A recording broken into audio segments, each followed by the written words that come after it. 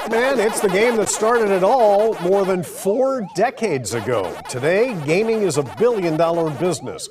But some video games have been slammed for violent content. When it comes to screen time and video games, every parent needs to figure out what's right for their kids. With so much to consider, where should parents start?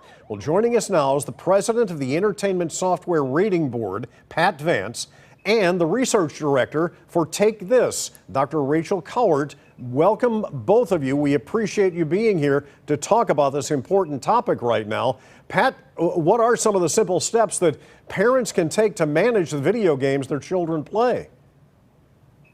Well, I think they should first start with the ESRB ratings. And there are 3 parts to the ratings. They're available on all the games that are sold in the U.S.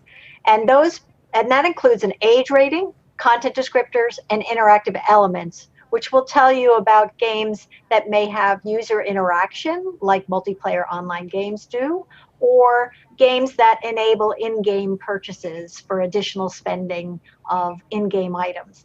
Second, I would make sure you have household rules in place, and most families do, but they need to enforce them, and it needs to be part of an ongoing conversation, a positive one. Let's celebrate video games in the home. It shouldn't all be about negativity and restrictions. In fact, we recommend families play together.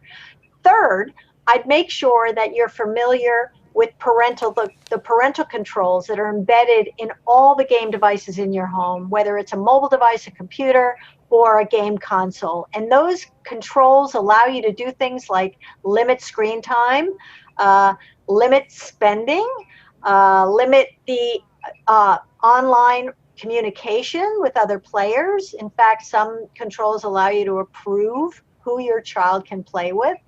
And then finally, we know that parents can't always be there. So those controls also allow you to block games by age rating. So particularly for if your child wants to play a mature rated video game and you're not around, this control will prevent that from happening. Right. Dr. Cowart, following up on what Pat said here, as children are spending more time now in front of screens during the pandemic, how can parents have less stress and embrace the benefits of video games? Step 1 is, of course, making sure the content is age appropriate. Step 2 is about shifting our perspective away from games as being a time-wasting, frivolous activity and towards games as tools for learning, for stress release, and for social connection. Of course, games should be one of many things our children do, but it's associated in the research with a lot of positive benefits: reduced anxiety, increased social connection, increased creativity. Really, there's a whole host of things.